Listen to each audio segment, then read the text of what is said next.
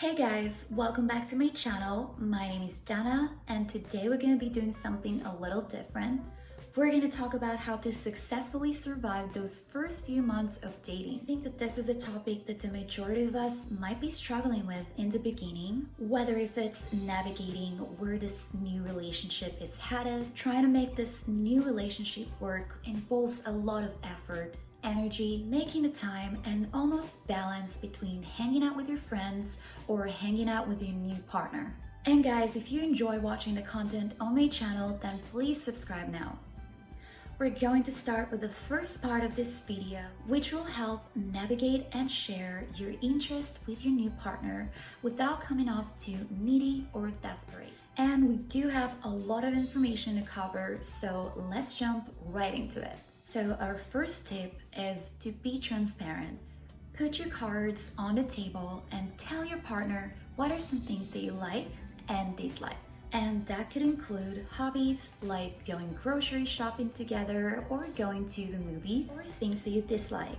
For example, I'm not really a fan of swimming or hiking. That also involves habits. For example, if you like that your partner is being affectionate with you, or if you like it that they randomly text you throughout the day. And it could also be habits that you don't like, such as, for example, I don't like it when you smoke cigarettes in my place, could you please go and do it outside? Or it would be nice if you took off your shoes and put them by the door. Now, you obviously don't want to come off too aggressive or direct when bringing up these topics, but you do want to find a good time to mention them. And that could be after you guys are done having dinner or had a drink and you guys are having a conversation. That could be a good time to catch up and share some valuable information about each other. Being transparent about the things that you like or dislike will help create openness and intimacy between you two. Our second tip is to be clear about your plans. Doing this will help prevent future inconvenience. Whether if you guys have plans that day or meeting up for lunch, be clear about what time you'll be meeting, if you're going to pick her up or if you're using public transportation. Also guys, this is an important one.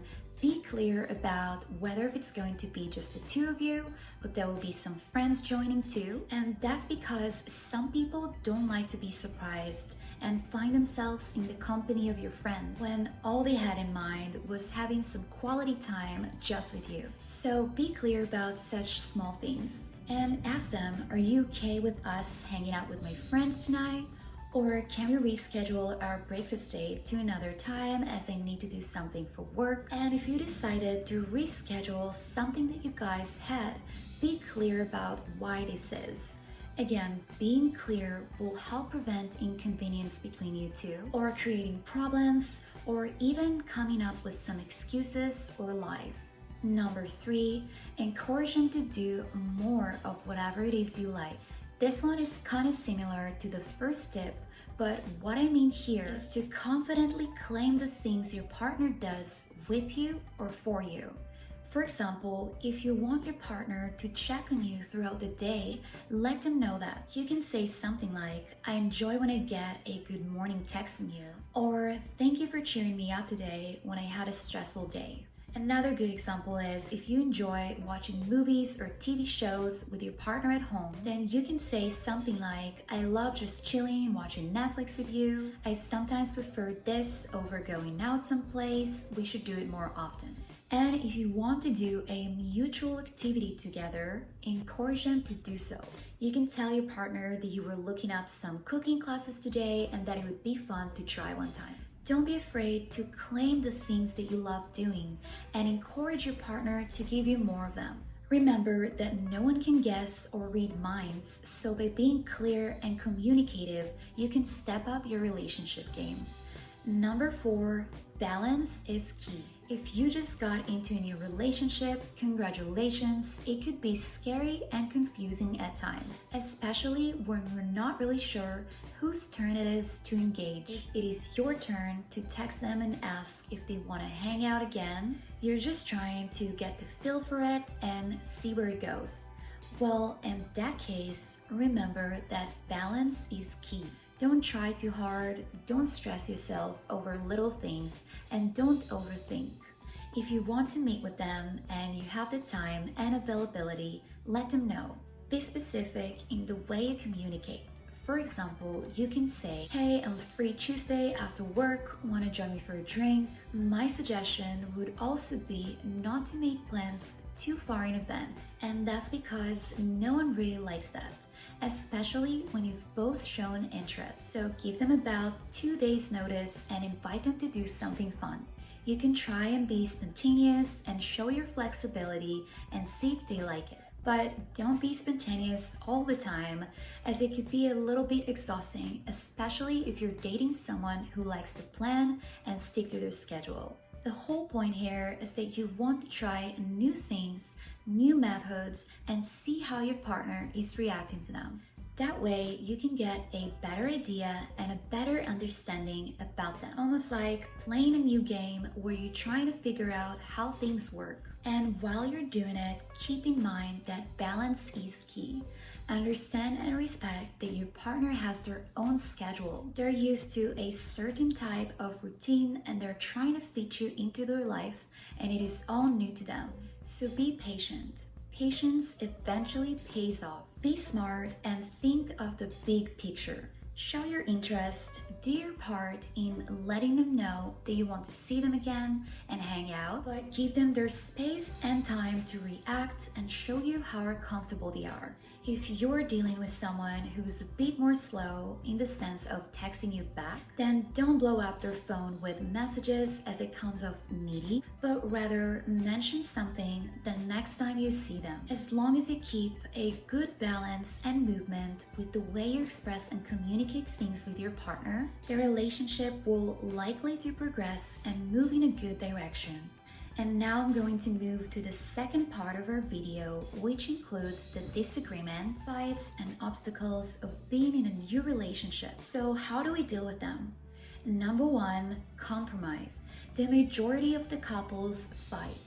I don't know exactly how often, but they all do, because it's normal and natural. When you're hanging out with the same person for long enough, you're probably not going to agree with every single thing they're doing or saying. And you'll most likely reach some kind of disagreement at some point. The tension can cause getting into an argument or starting a fight. So while there's really not a way to avoid it or prevent this from happening, what you could do is be as communicative as possible with your partner. You may have to compromise on certain things and meet each other halfway, but try to find ways to create harmony in your relationship. If you have something to say, it is better to say it right there and then than let it build up inside of you and create pain. Because if you hold grudge, it could come out at the worst time and when you least expect it. And by then, it could be even harder to overcome. So learn to talk about the issues you have with your partner and try to reach a compromise.